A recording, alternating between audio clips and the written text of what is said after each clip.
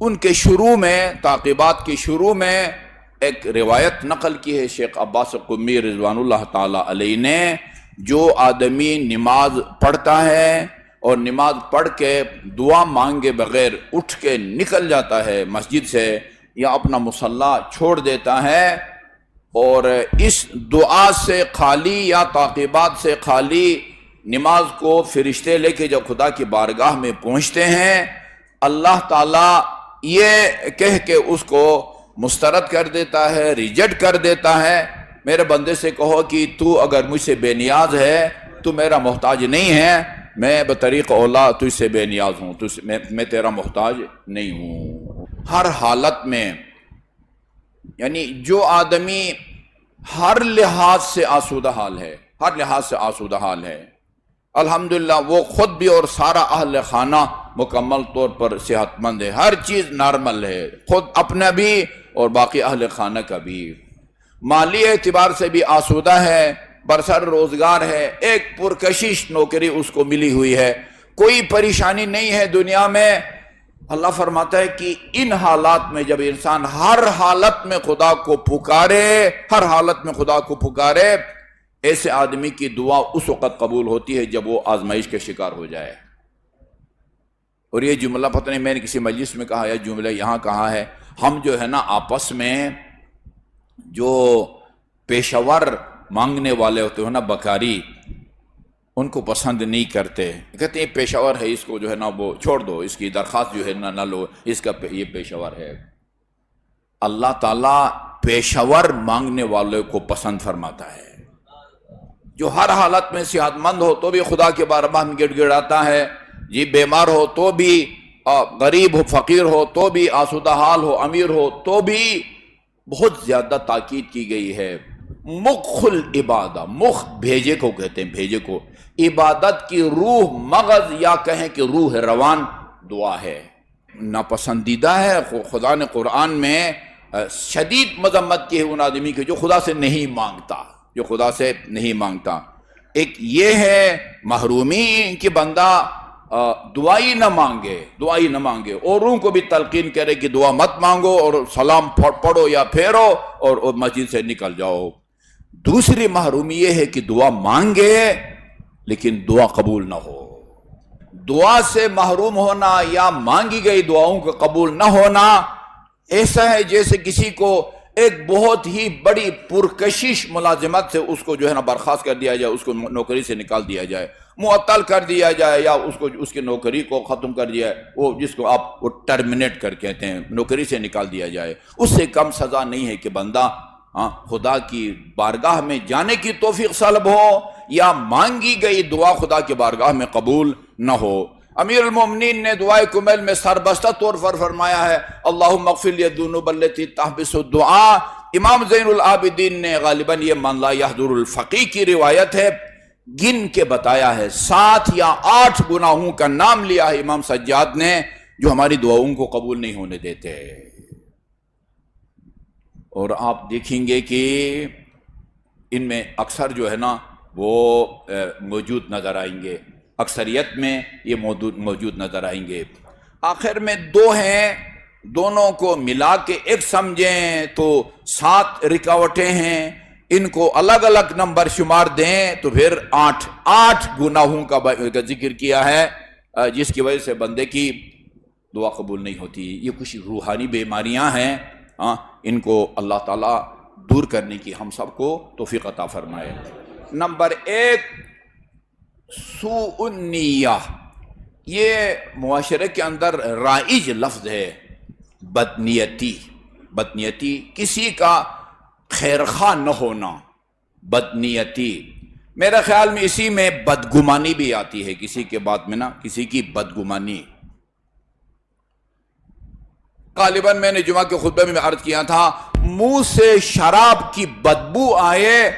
تو کہو کہ ہو سکتا ہے بھائی وہ منہ میں اس کو گرایا ہو، وہ گرا دیا ہو، زبردستی اس کے منہ میں جو ہے نا وہ کسی نے گرا دیا ہو، یعنی یہاں تک معاملہ پہنچنے کے بعد بھی اس عمل کے لیے جواز تلاش کرنے کی جو ہے نا وہ 70 کہتے ہیں 70 جواز جو ہے نا وہ تلاش کیے جا سکتے ہیں کسی کے ظاہری عمل کو. بعض اوقات بے اختیار ایک خیال آ جاتا ہے کسی کے عمل کے بارے میں یا قول کے بارے میں،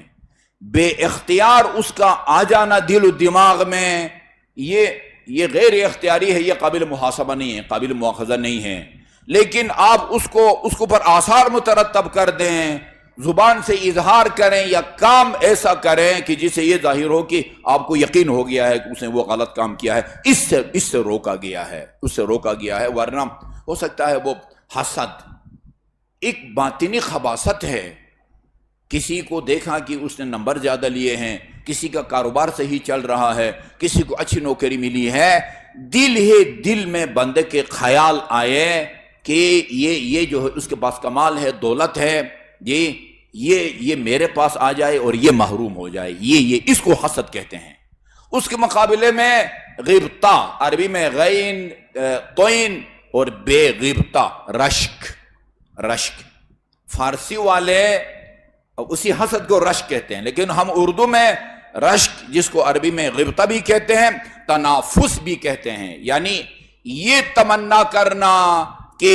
جو کمال اس کے پاس ہے، جو مال و دولت اس کے پاس ہے، جس طرح کی نوکری اس کے پاس ہے، جتنا صحت مند یہ ہے، خدا مجھے بھی صحت مند بنا دے، مجھے بھی اتنے نمبر لینے کی توفیق عطا فرمائے، یہ قابل تعریف ہے. فَلْيَتَنَافَسِ الْمُتَنَافِسُونَ. رشک کرو، دوسروں میں اگر آپ کو کمال نظر آتا ہے، رشک کرو، تمنا کرو کہ یہ کمال میرے اندر بھی آئے. دنیا اسی طرح تقریباً ملتے جلتے ہیں. خبث سریرہ، باطنی خباثت، غیر محسوس روحانی بیماریاں ہیں. النفاق مع الاخوان، نفاق یعنی منافقت، یہ 2 قسم کی ہوتی ہے. ایک عقائد میں منافقت ہے، یہ اپنے برادروں کے ساتھ منافقانہ رویہ رکھنا، منافقانہ زبان سے کچھ اور پیٹھ پیچھے کچھ، یہ عملی منافقت ہے. ایک منافقت وہ ہے کہ جو جہنم جائیں گے اور اندر سے رسول خدا کو نہیں مانتے، لیکن زبانی کہتے ہیں کہ آپ اللہ تعالیٰ کے رسول ہیں. اچھا، چوتھا یہ بھی بہت خطرناک ہے، ترک التصدیق بالاجابہ، یعنی جن کاموں کی وجہ سے یا جن خیالات کی وجہ سے انسان کی دعا قبول نہیں ہوتی، ان میں سے ایک یہ ہے آپ کو اپنی دعا کے قبول ہونے کا یقین نہ ہو، اس کے نتیجے میں بھی دعا قبول نہیں ہوتی. معصوم کا فرمان ہے یوں دعا کرو جیسے تمہیں یقین ہو کہ قبولیت میرے گھر کے دروازے پر کھڑی ہے، قبولیت میرے گھر کے دروازے پر. ترک التصدیق بالاجابہ یعنی اجابت دعا کی تصدیق کو ترک کر، یعنی اس کا مطلب یہ ہے کہ آپ کو اپنی دعا کے یقین، ایسے فارمیلٹی دوسروں سے کہہ دیا دعاؤں میں یاد رکھیے، خود بھی دعا کریں لیکن اپنی دعا کے قبول ہونے کا بندے کو یقین نہ ہو، وہ لخلقہ لسانی جسے کہتے ہیں، وہ ایسے آدمی کی بھی دعا قبول نہیں ہوتی ہے. اور تاخیر الصلاۃ المفروضات حتی تذهب اوقاتها، یہ جو 5 وقت کی فرض نمازیں ہیں نا، ان کو اپنے مقرر وقت میں نہ پڑھنا، ان کو ترک کرنا، ان میں تاخیر کرنا، یہاں تک کہ صبح کی نماز نہ پڑھے اور سورج نکل آئے، ظہرین کی نماز نہ پڑھے ادھر مغرب کی اذان ہو جائے، مغربین نہ پڑھے اور آدھی رات ہو جائے. ایسے آدمی بھی جتنے بھی مسجد میں بیٹھ کے تاریکی شب میں گڑ گڑائے، اللہ تعالیٰ اس آدمی کی دعا قبول نہیں فرماتا جو نماز کو قضا کرتا ہے. تاخیر الصلوات المفروضات عن اوقاتها یا حتی تذهب اوقاتها، یہاں تک اس کا وقت نکل جائے وہ نماز نہ پڑھے. اور چھٹا ترک التقرب الی اللہ بالبر والصدقہ، جن اعمال کے ذریعے خدا کا قرب حاصل کیا جا سکتا ہے ان میں سے ایک نیکی، لوگوں کے ساتھ نیکی کرنا اور صدقہ دینا. صدقہ اور نیکی کے ذریعے خدا کا قرب حاصل کرنے کی جو کوشش نہیں کرتا، اللہ اس کی دعا کو بھی قبول نہیں فرماتا. ترک التقرب الی اللہ بالبر والصدقہ، صدقہ اور نیکی، غریب پروری کے ذریعے خدا کا قرب حاصل کرنے کا جو عمل ہے اس کو ترک کرے، اللہ اس کی دعا کو بھی قبول نہیں فرماتا. اور آخری کہیں یا 2 کہیں، ان کو ایک بھی کہہ سکتے ہیں، ہم دو بھی کہہ سکتے ہیں. یہ بعض علاقوں میں نا یہ یعنی عام جو دوستانہ گفتگو ہوتی ہے اس میں ماں بہن کی گالیاں دیتے ہیں.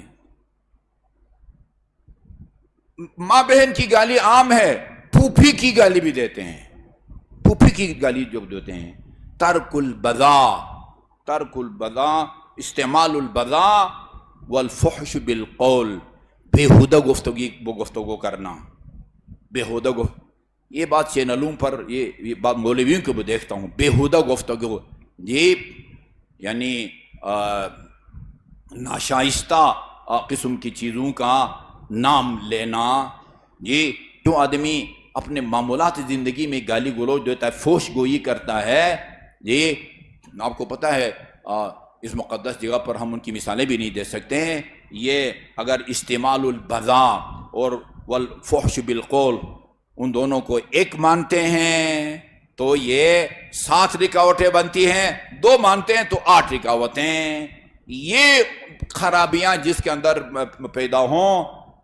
وہ انتہائی بڑا بدنصیب آدمی ہے، اور دعا جیسی نعمت کی برکتوں اور اس کے ثمرات سے بندہ محروم ہو جاتا ہے. اللہ تعالی ہمیں، یہ ساری روحانی بیماریاں ہیں، معنوی بیماریاں ہیں، اللہ تعالی